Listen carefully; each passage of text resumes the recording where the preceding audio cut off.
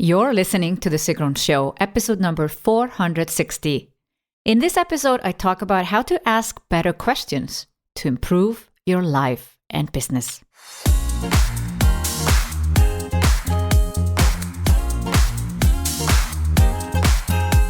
The quality of your questions determines the quality of your life.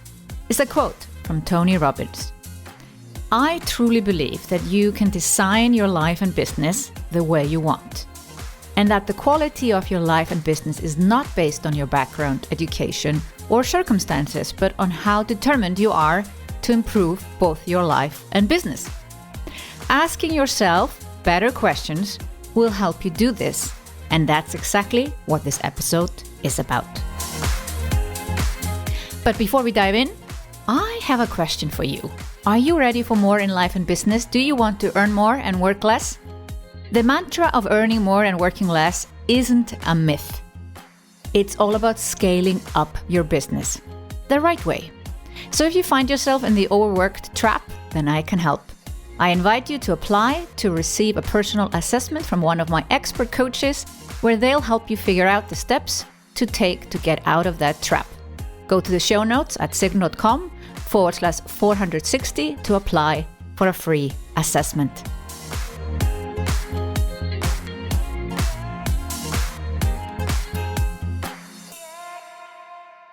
We all have one question that we ask ourselves all the time. This one question has a huge influence on our lives and businesses.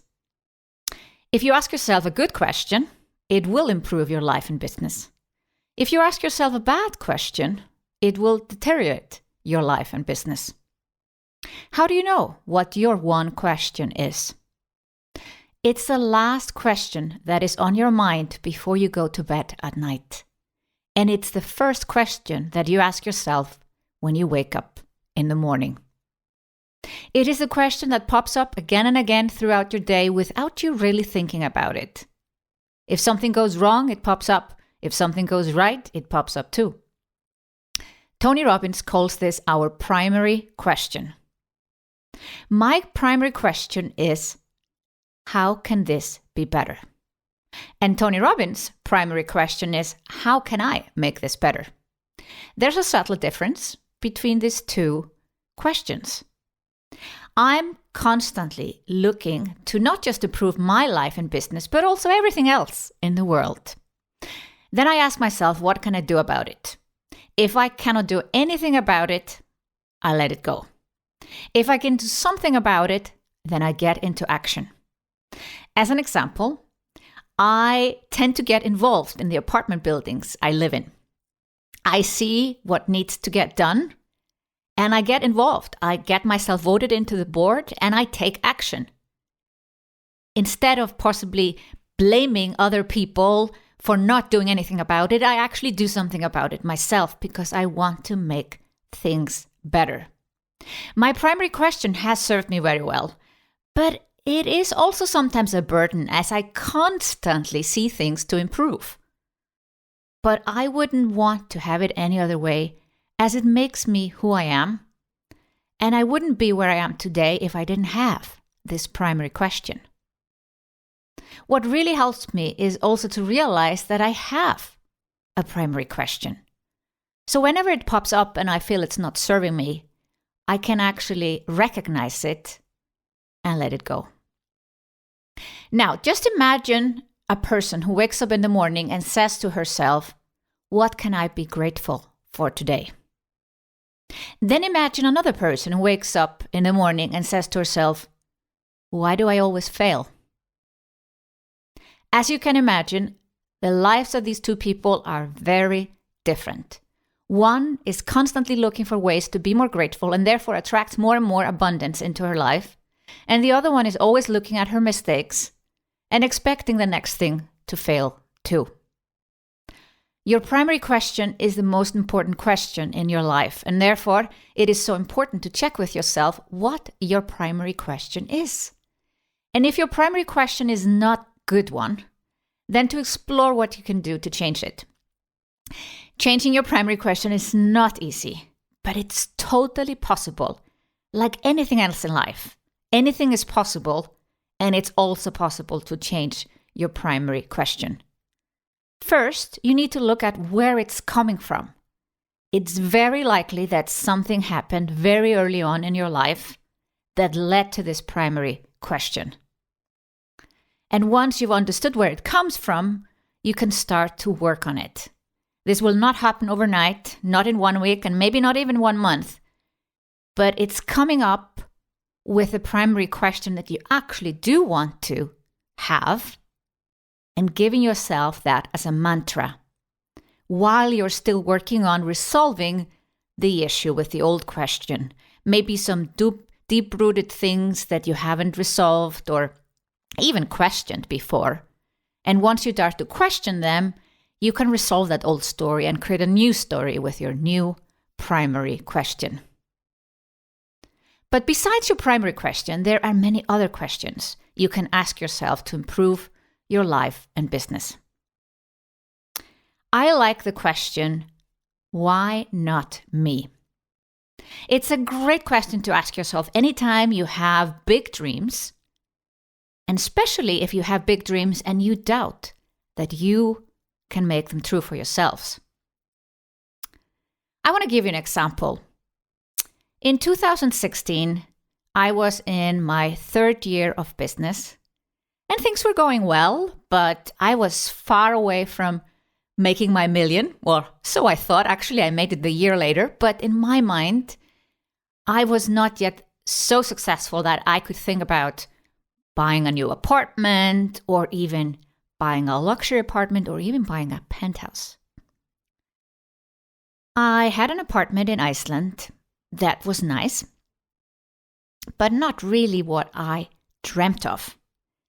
And only 5 minutes away from where I lived in Iceland, they were building a beautiful new apartment building with several penthouses and with some apartments with pretty big open rooftop terraces. And I remember looking at the advertisement in the newspaper and driving by this house multiple times, looking at these $1 million penthouses and thinking to myself, wow, it would be so nice to live in one of those penthouses. But at the same time, my lizard brain said to me, that's not for you, that's for the others, that's for the people who have more money.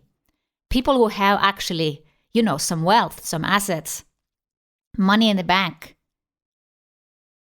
Not for someone who is building a company and not earning enough yet. So the lizard brain was being pretty successful, convincing me that this is not for me.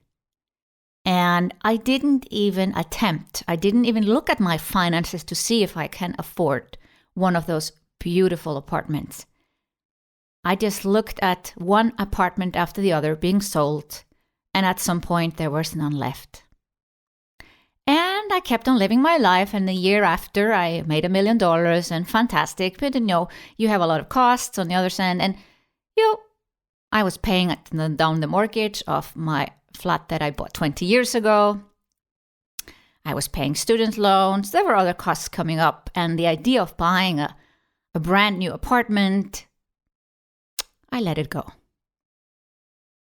We fast forward to 2020, and I am scrolling through Facebook, and I see a friend of mine post one of those penthouse apartments for sale. And I had definitely grown a lot in those 3-4 years that passed. And I looked at this apartment and I was like, wow, I would love to live there. Wouldn't that be amazing? And what struck me though was that in the real estate ad, they didn't have a price. And when there's not a price, that normally means it's very expensive. And they're hoping that someone makes a stupid offer so that they can take that. And I don't like that. I like to have a fixed price on things that I buy. But I couldn't let this go. I would think about this every day, go back to the Facebook post and find this in the real estate ads. 2-3 days went past and Then I sent a message. Facebook message to my friend first because I knew this was her sister selling it. And then the sister sent me a message and suddenly I was on the way to look at the apartment.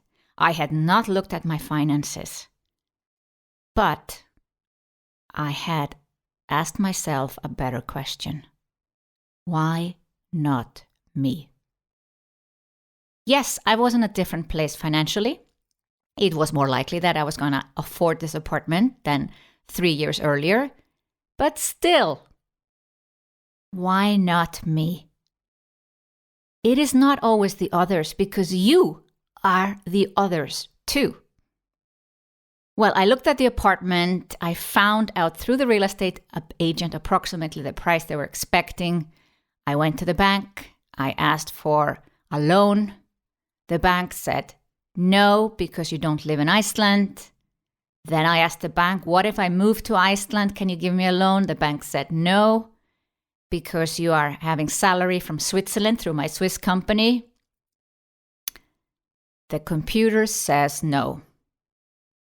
I could have bought the apartment potentially by selling my old one that I bought 20 years ago. But I have been thinking about how do you create financial freedom? How do you create assets? It is by buying new things with loans and keeping what you have before. And so I got very determined to find a way.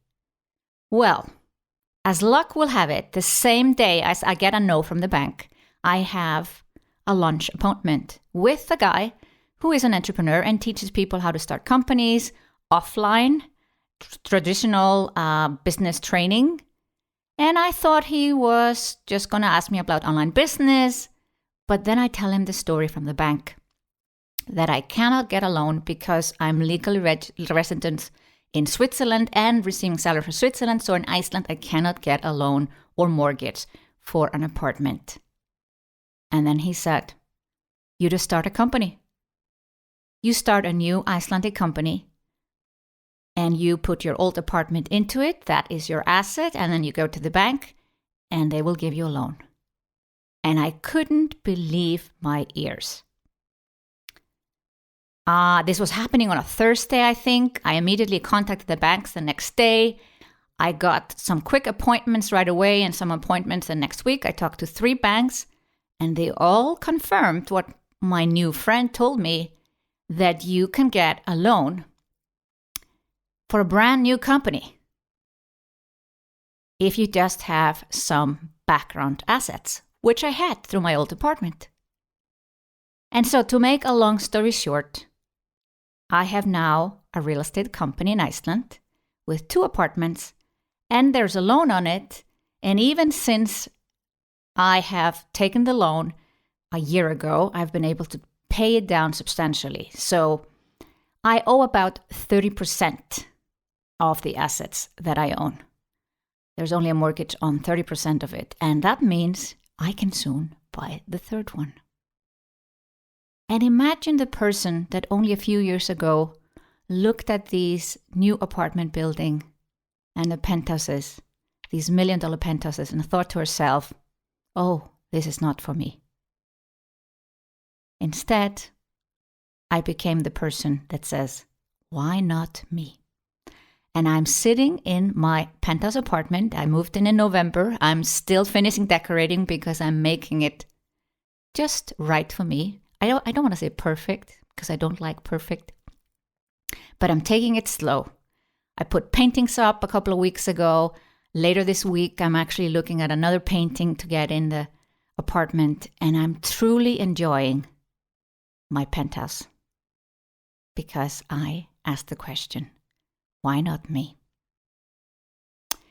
Another question you can ask yourself to improve your life and business is, what if? Now, it sounds so simple. What if?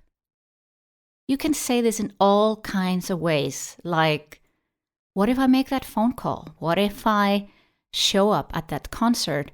What if I go to that exhibition? What if I write that email? What if I pitch myself? And if you're having doubts, in terms of taking some action? This question really helps, and especially, if you have deeper doubts and you say, what is the worst thing that can happen? If I make that phone call, what's the worst thing that can happen? They can say no.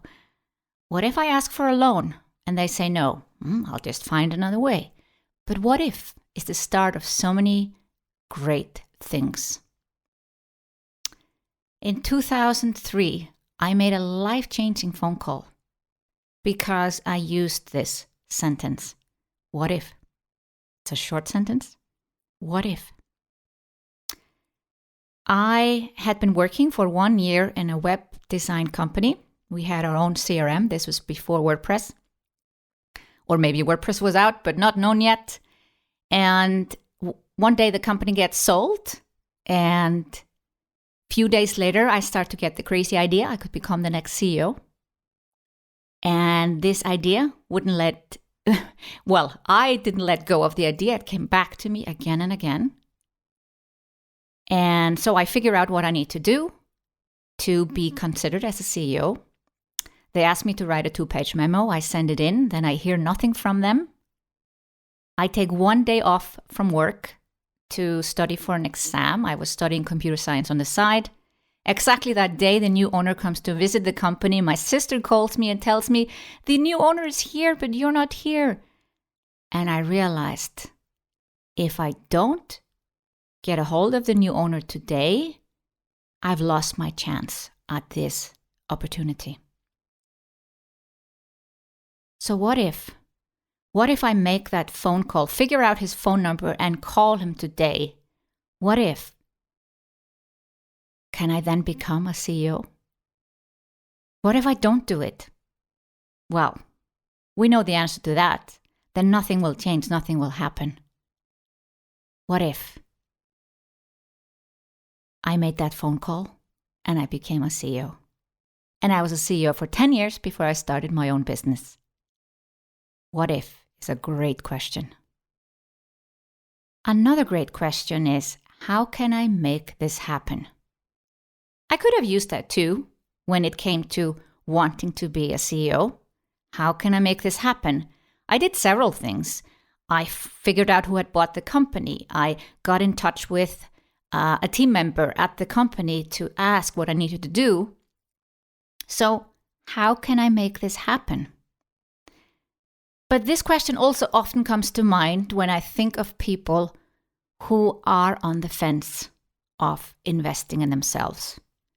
They think they don't have time, they think they don't have money, they think they don't have the skills. But instead of making up all these excuses, because it's really at the end of the day about priority and not about time, money, or skills, we know that. But what if you ask yourself a more empowering question? How can I make this happen? I had been a CEO for about, 2.5, 3 years, and I had been promoted to another company. And there, I realized that not having a business background was starting to, I would say maybe not hurt me, but not help me at least. And I started to have this idea that I should get myself an MBA degree. And I wanted to do that abroad. I was living in Iceland, and the people I was working for had businesses in the UK. And I thought, I think it's a great idea if I want to continue working for those people to get a degree in the UK. But actually, what really drove me to go to London versus studying for an MBA in Reykjavik, Iceland, was that I went on Google and said, best MBA in Europe. And up came London Business School. So I thought, I think I want to go there. I looked at some pictures and the houses were beautiful. And we know London is a great city too. And it's only 2.5 hours plane ride from Iceland. Now, the MBA was probably I don't have the exact number anymore, but let's say $50,000 or 50,000 pounds, which is a lot more like $60,000, yeah. Plus flying over there every second weekend, either staying in a hotel or having a small apartment. We were looking at a pretty big cost. And I could have told myself, Sigrun, you cannot afford this, you don't have the money. But I asked myself, how can I make this happen? We were in the process of selling one of the companies that I had been in charge of, and my boss wanted me to go back to the previous company. So basically, instead of having 70 employees, he wanted me to go back to the smaller company I'd been running before with 15 employees. In some ways, it felt like a downgrade. For me, yes, at the time. But my boss was thinking, oh, it's great to have Sigrun there. She's continued to grow the business, and then ultimately we'll sell that company too. But this was my leverage. I reached out to the same guy I made the phone call to 2 years earlier and said, here's the deal. I would like to do an MBA in London. I happily will go back to the smaller company and help you grow it, and we will double the value of it, and you can sell it off with a profit. But I would like to do an MBA, and I would like you to pay for it. And what did he say? Okay. We made a contract. I was committed to work for him for 2 years after I finished the MBA. That's a very usual contract you would do if a company pays for your MBA. But if I would lose my job, I would not ever have to pay anything myself, only if I would leave on my own devices. So I got an apartment in London. I flew over there every second weekend, and I did my MBA at beautiful and brilliant London Business School. So how can you make things happen? By asking yourself the question, how can I make it happen? Another question that has been really helpful for me is, what's the story I want to share? I believe that you can create a story of what will happen by actually imagining yourself into the future, looking back and sharing, writing, communicating a story that you are going to say in the future. And this goes into your subconscious. This is a little bit like a vision exercise. And then it will happen. So in February 2017, I had made $340,000 in the year before, in 2016. And I really want to start to crush that $1 million mark. Now, tripling your revenue is a lot. But, I felt ready for it. I made a plan in January, a typical napkin plan, also in Google Sheets, and I thought, oh, this is a good plan. So in February, I wrote my whole email list that this was the year that I was going to make $1 million. I basically shared with them the story that I would share with them at the end of the year. After I sent that email, actually, I got a little bit cold feet, I must admit.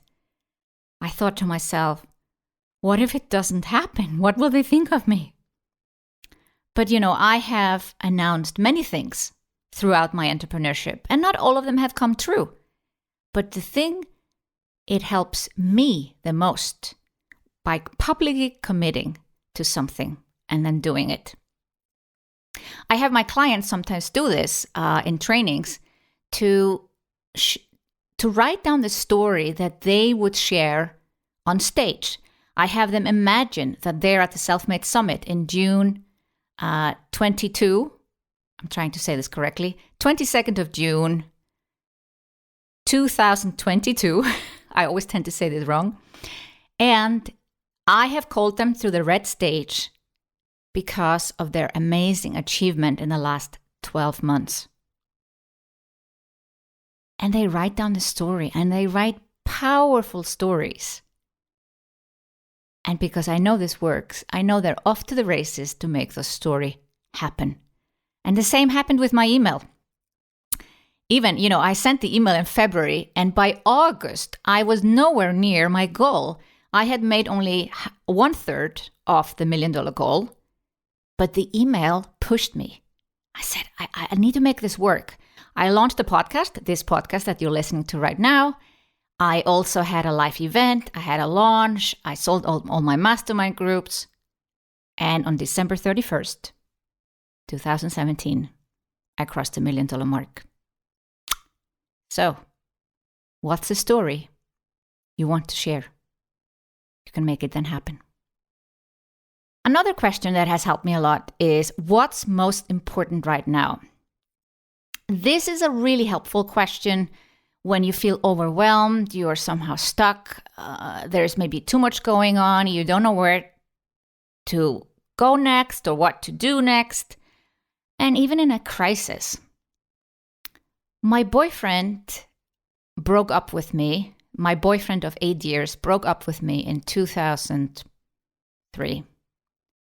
And it was a devastating breakup because I found out some horrible things about him and found out that he had been cheating me behind my back for probably 4 years of our relationship. And it really hit me hard. I didn't know all of these things on the first day of the breakup, but I remember on the first day of the breakup, I drive to work a little bit later than usual because the breakups kind of happened in the morning. And I drive to work and I am just like, it's a fog. I don't know where I'm going, what I'm doing. And I tell my sister, who was working with me at the time, but I would have approached any team member with these thoughts as well. I told her what just happened and that I'm in no state to do any focused work. And she sat me down and she just repeated this question: what's most important right now? What can you delegate? What can you do tomorrow or next week? What's most important? And from my long list of probably somewhere between 20 and 30 items that I thought I urgently needed to do, we found 3 things. I did those 3 things and then I went home. And I kept on doing this for several days or even weeks. This is all still in a fog with me right now. But sometimes you just got to ask yourself, what's the most important thing right now? What can you delegate? What can you do later? Because that's the only way to get out of this feeling of overwhelmed, stuck. Oh, there's just too much going on. No one is a superman or superwoman. And sometimes just doing 1 thing or 2 things or 3 things in one day, that is enough to move forward. So ask yourself, what's most important right now? Another brilliant question to ask is, who do I need? This is a great question when you want to do something new that you haven't done before.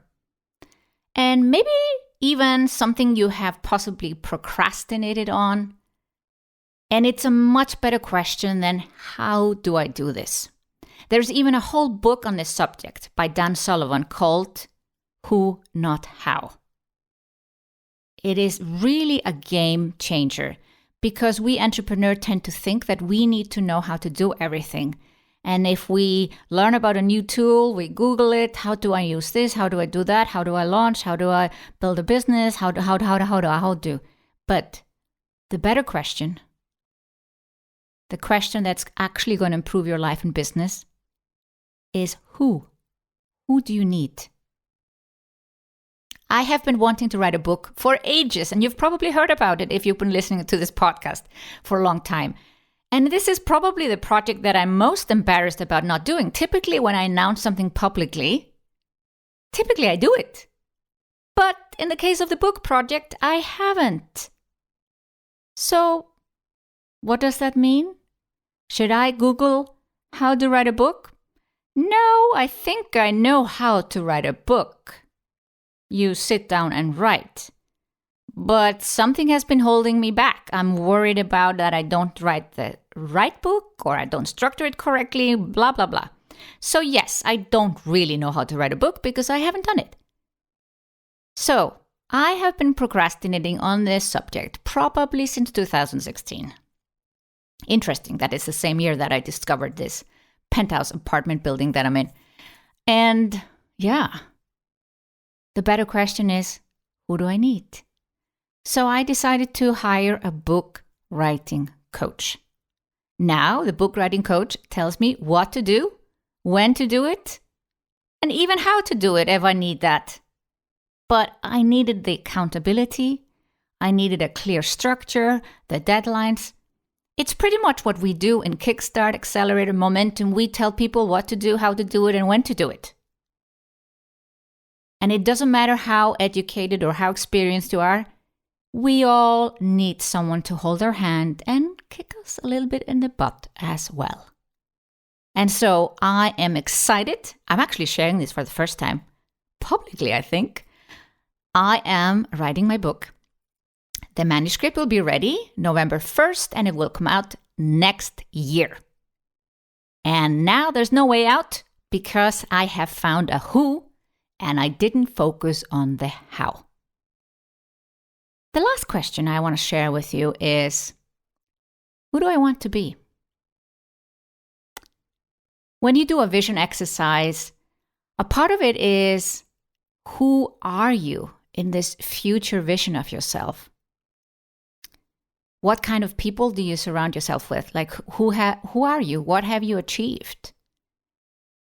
And I remember about 2013, the year before I started my online business, I created a vision board on Pinterest.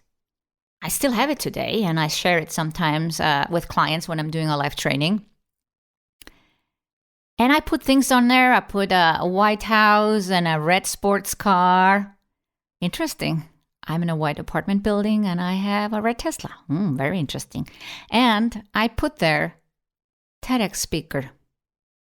Now, this was before I started my online business, and I thought, yeah, one day when I'm more known, I actually thought TEDx was for famous people. I didn't realize actually that regular people can speak at TEDx. But for me, it was a far away dream. And I put it on my Pinterest board.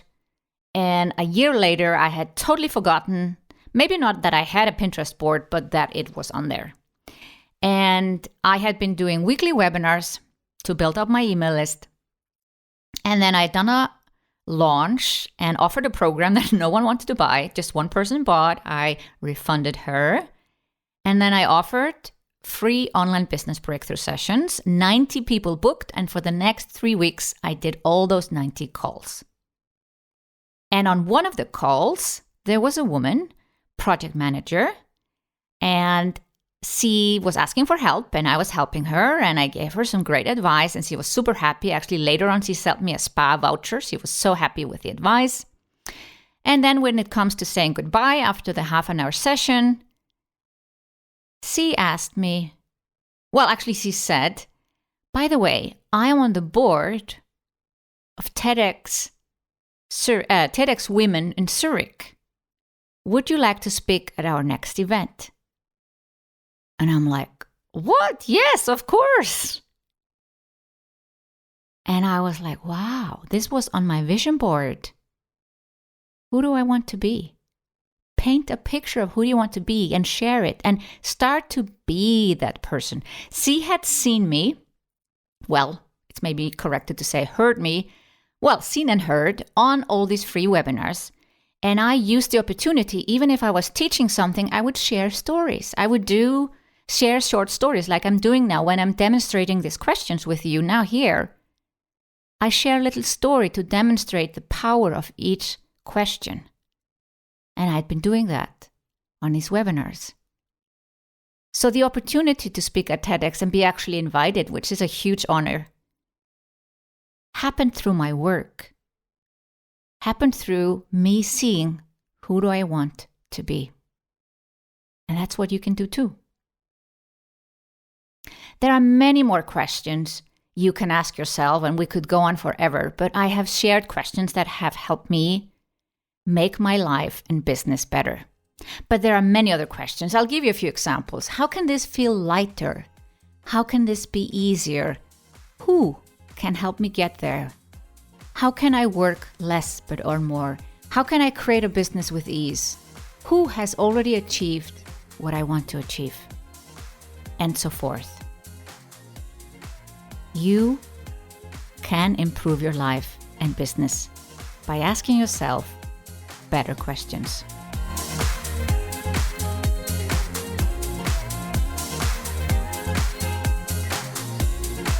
If you want a lighter business that feels more you and makes you more money, then I invite you to apply to receive a personal assessment from one of my expert coaches. Go to the show notes at sigrun.com/460 to apply for a free assessment. And let's ask better questions to create a better life and business. Thank you for listening to The Sigrun Show. See you in the next episode.